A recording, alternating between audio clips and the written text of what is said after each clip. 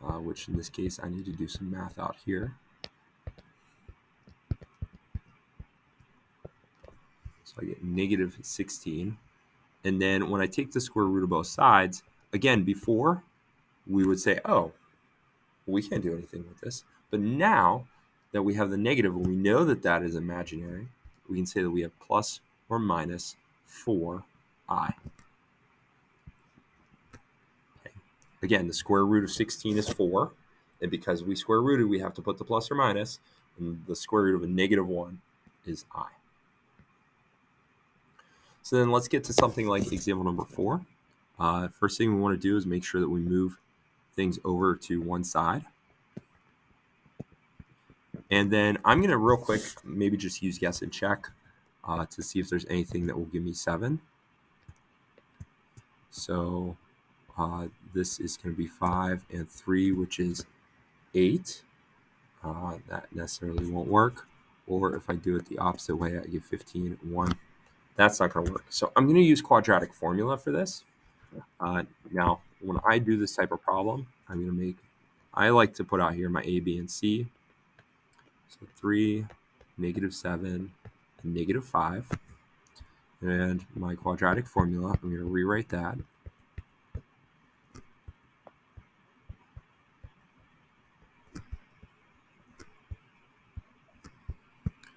So negative 7 plus or minus the square root of negative 7 squared minus 4 times 3 times negative 5 all over 2 times 3. So I'll have positive 7 now, plus or minus the square root of negative 7 squared. That becomes positive. Anytime you square a number, it's always going to be a positive. And this will be plus 12 and 5 gives me 60. Looks like I won't have an imaginary number here. That's fine. Oh, you know what? That should be a positive 5. My mistake. That'll be a positive 5 because I moved it over. So then that will become a negative 60. I was like, wait a second. This whole lesson is on imaginaries. All right, so now I've got 7 plus or minus the square root of negative 11 over 6. Which, because we have that negative, it becomes an I. It gets pulled out. 11 has nothing that really can be put with it. And then that would be our final solution. You could also write that as 2 fractions as if you wanted to, but I think just writing it as 1 is fine. All right. On example 6 here, if you want to, you can always factor first.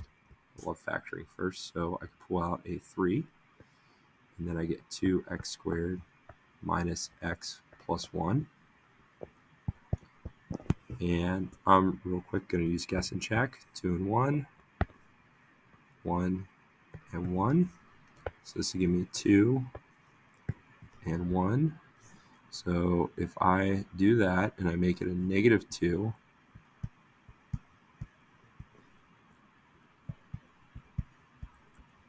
I can get negative 1, which is what I need. So 3, and then this will be 2x, 1x. Okay, both are 1s. And then I needed the negative 2 and the positive. Well, wait a second. If I see this, I should get negative 1 in the back half, which means that something doesn't quite work. So even though that looked all fine and dandy, I'm going to have to use quadratic formula. So when I use quadratic formula, that 3 kind of disappears. Because if I was to divide everything out, it would divide by 3 and be done. So I'm going to use my A is 2, my B is negative 1, and my C is 1. So x is equal to negative b plus or minus the square root of b squared minus 4ac all over 2a. So negative 1 plus or minus the square root, negative 1 squared minus 4 times 2 times 1 all over 2 times 2. So positive 1 plus or minus the square root of 1 minus 8 all over 4.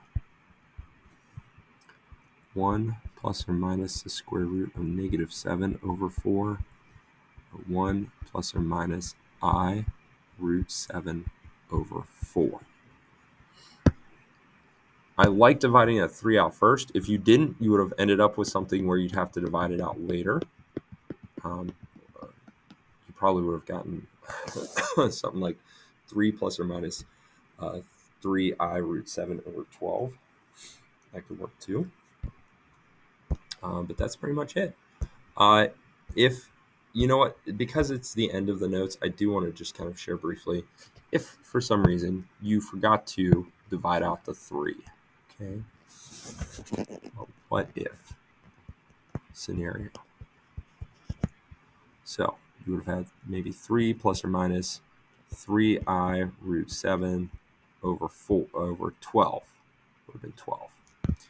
You can only take out numbers when all 3 terms that are outside of the radical are divisible by that number. So 3, 3, and 12 are divisible. So then that would have given you the 1 plus or minus I root 7 over 4.